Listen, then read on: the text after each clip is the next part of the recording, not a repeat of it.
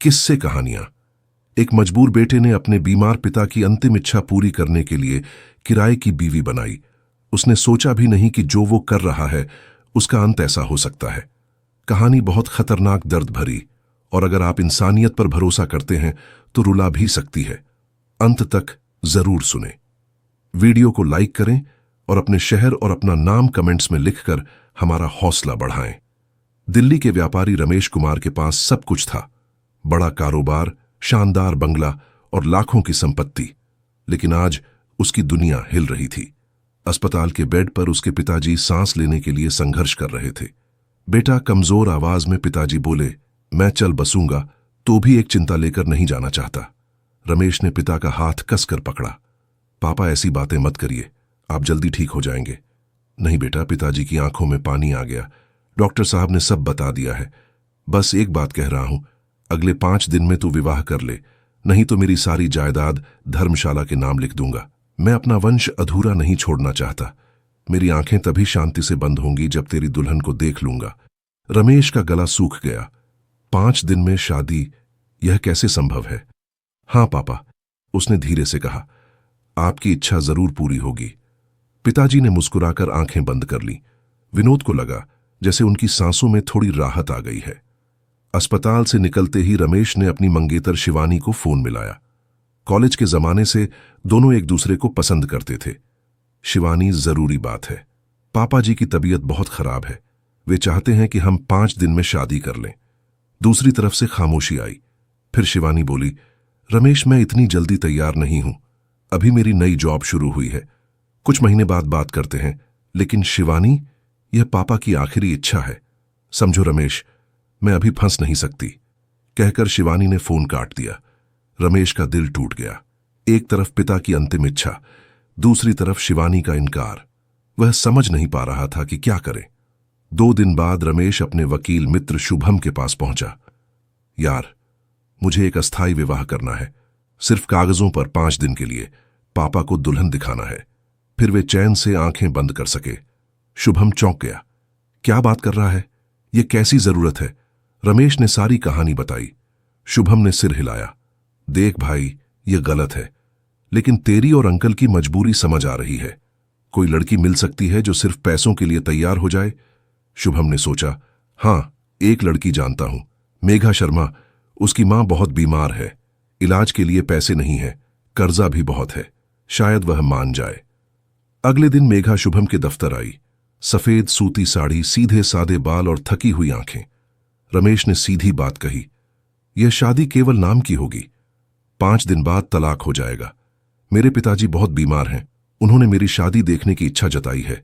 बदले में आपकी मां का पूरा इलाज और आपके घर का कर्जा सब मैं कर दूंगा। मेघा कुछ देर चुप रही, फिर धीमी आवाज में बोली, अगर इससे मेरी मां की जान बच सकती है तो मैं तैयार हूं, लेकिन एक शर्त है, मेरी इज्जत में कोई आंच नहीं आनी चाहिए। बिल्कुल, रमेश ने वादा किया, कोई गलत बात नहीं होगी। उसी दिन शाम को दोनों ने कोर्ट में जाकर निकाह के कागजों पर दस्तखत कर दिए। कोई बारात नहीं, कोई मंडप नहीं, कोई रीति रिवाज नहीं, बस 2 अनजान लोग मजबूरी में एक समझौते में बंध गए। कोर्ट से निकलने के बाद रमेश ने मेघा को अपने घर ले जाकर गेस्ट रूम में ठहराया। यह आपका कमरा है, जो भी जरूरत हो बताइएगा, 5 दिन बाद सब खत्म हो जाएगा। कल सुबह हम अस्पताल जाएंगे, पापा को दिखाना है। मेघा ने सिर हिलाया और अपना छोटा सा बैग रख दिया। घर में कोई शादी की रौनक नहीं थी, कोई सजावट नहीं, कोई खुशी का माहौल नहीं। पहले दिन दोनों के बीच सिर्फ औपचारिक बातें हुई। खाना हो गया है, पानी चाहिए, बस इतना ही। रात को रमेश अपने कमरे में बैठा सोच रहा था, यह लड़की बिना कोई सवाल किए कैसे मान गई? क्या इसके अपने कोई सपने नहीं थे?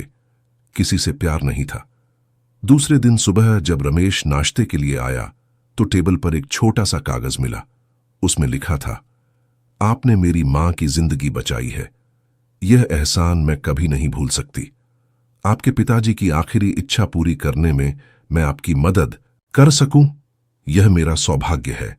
रमेश ने उस चिट्ठी को अपनी जेब में रख लिया। पहली बार उसे लगा कि यह लड़की सचमुच अलग है। दूसरे दिन सुबह रमेश और मेघा अस्पताल गए। पिताजी कमजोर थे लेकिन होश में थे। जब उन्होंने मेघा को देखा तो उनके चेहरे पर खुशी की लहर दौड़ गई। यह है मेरी बहू। पिताजी ने कांपते हाथों से मेघा का हाथ पकड़ा। जी पापा जी। मेघा ने सिर झुकाकर उनके पैर छुए। बहुत सुंदर है बेटी, भगवान तुम्हें खुश रखे। पिताजी की आवाज में संतुष्टि थी। अब मैं चैन से जा सकूंगा, मेरे बेटे का घर बस गया। रमेश ने देखा कि पिताजी की सांस में कितनी राहत आ गई है। उनकी आंखों में शांति थी। पापा, अब आप ठीक हो जाइएगा, मेघा ने धीमे से कहा। मैं रोज आकर आपसे मिलूंगी। पिताजी मुस्कुराए। हां बेटी, अब तो जी भरकर जीऊंगा, मेरे बेटे को अच्छी लड़की मिली है। अस्पताल से लौटते समय रमेश ने देखा कि मेघा की आंखों में आंसू है। क्या हुआ? उसने पूछा। आपके पापा जी कितने अच्छे हैं, मेघा बोली। काश ये सब सच होता। रमेश कुछ नहीं बोला, लेकिन उसके मन में हलचल हो रही थी। तीसरे दिन शाम को बारिश हो रही थी। मेघा बरामदे में खड़ी बारिश को निहार रही थी। उसके चेहरे पर एक अजीब सी उदासी थी। बारिश आपको पसंद है? रमेश ने पूछा। हां, मेघा मुस्कुराई। बारिश सब धो देती है, दुख भी, गलतियां भी, कुछ रिश्ते भी इसी तरह आते हैं, रमेश बोला, अचानक बिना बुलाए। लेकिन जाना भी तो पड़ता है। मेघा का स्वर दुखी था। दोनों कुछ देर खामोशी में खड़े रहे। चौथे दिन अस्पताल से अच्छी खबर आई। डॉक्टर ने बताया कि पिताजी की हालत में सुधार हो रहा है। लगता है उन्हें कोई खुशी मिली है। मानसिक राहत से शारीरिक स्थिति भी बेहतर हो रही है। रमेश समझ गया कि यह खुशी मेघा को देखकर मिली है। उसने घर आकर मेघा को यह बात बताई। सच में मेघा की आंखों में चमक आ गई। हां, डॉक्टर कह रहे थे कि शायद अब वे कुछ दिन और जी सकते हैं। मेघा ने हाथ जोड़े। भगवान का शुक्र है। उस शाम खाना खाते समय रमेश ने महसूस किया कि घर में कितने दिनों बाद यह गर्मजशी आई है। मेघा चुप रहती थी, लेकिन उसकी उपस्थिति घर को जीवंत बना रही थी। आपकी कोई मंगेतर थी? मेघा ने अचानक पूछा। रमेश का हाथ रुक गया। थी, लेकिन वक्त पर साथ नहीं दिया। शायद वह डर गई हो, मेघा बोली। कभी कभी अचानक के फैसले घबरा देते हैं या फिर प्राथमिकताएं अलग हो जाती हैं।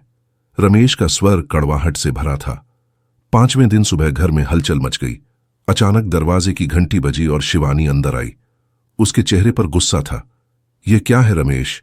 शिवानी तेज आवाज में बोली। तुमने किसी और से शादी कर ली? मैंने सिर्फ कुछ दिन मांगे थे। रमेश शांत रहा। तुमने साफ मना कर दिया था शिवानी, और मेरे पास वक्त नहीं था। पापा की हालत। तो यह कौन है? शिवनी ने मेघा की तरफ इशारा किया जो दूर खड़ी थी। मेरी पत्नी, रमेश का जवाब था। प्रिया का चेहरा लाल हो गया। कितने दिनों के लिए? यह कोई खेल है? यह मेरा निजी मामला है, रमेश ने कहा। शिवानी मेघा के पास गई। तुम जानती हो यह सब क्या है? यह लड़का तुम्हें बेवकूफ बना रहा है। मेघा ने बिना किसी भाव के कहा। मैं जानती हूं, और मेरी मर्जी से यहां हूं। शिवानी हैरान रह गई, फिर रमेश की तरफ मुड़ी। यह नाटक यहीं खत्म नहीं होगा। देखती हूं तुम कितने दिन इसे चला पाते हो, कहकर वह वहां से चली गई। शिवानी के जाने के बाद घर में सन्नाटा छा गया। मेघा ने कुछ नहीं कहा, कोई सवाल नहीं किया। शाम को खाना खाते समय रमेश ने कहा, शिवानी जो कह रही थी, आपको सफाई देने की जरूरत नहीं। मेघा बोली, मैं सब समझती हूं। कल 5 दिन पूरे हो जाएंगे, मैं चली जाऊंगी। लेकिन रमेश के दिल में कहीं कसक हुई। क्या सच में वह चाहता है कि मेघा चली जाए? 5वां दिन आ गया था, समझौते का आखिरी दिन। सुबह सुबह मेघा अपना छोटा सा बैग पैक कर रही थी। उसके चेहरे पर वही शांति थी, लेकिन आंखों में हल्का सा दुख छुपा था। एक बार पापा जी से मिलकर जाऊंगी, मेघा ने कहा। अस्पताल पहुंचकर दोनों ने देखा कि पिताजी की तबीयत और भी बेहतर हो गई है। वे बिस्तर पर बैठे हुए थे। अरे, बहू आ गई, पिताजी मुस्कुराए। बेटा, तू रोज आती है, मुझे बहुत अच्छा लगता है। मेघा की आंखें भर आईं। पापा जी, मुझे कुछ दिन अपनी मां के पास जाना है। अरे हां बेटी, जा, अपनी मां की सेवा करना, लेकिन जल्दी वापस आ जाना। अब तो तू मेरी बेटी है। मेघा ने उनके पैर छुए। पिताजी ने सिर पर हाथ रखा। खुश रह बेटी, भगवान हमेशा तेरा भला करे। अस्पताल से निकलते समय रमेश बेचैन हो रहा था। वह कुछ कहना चाहता था, लेकिन शब्द नहीं मिल रहे थे। घर पहुंचकर मेघा ने अपना बैग उठाया और दरवाजे की तरफ चल दी। रमेश से आंख मिलाए बिना धीमे से बोली, आपकी मां का इलाज अब ठीक से चल जाएगा। आपका बहुत बहुत धन्यवाद।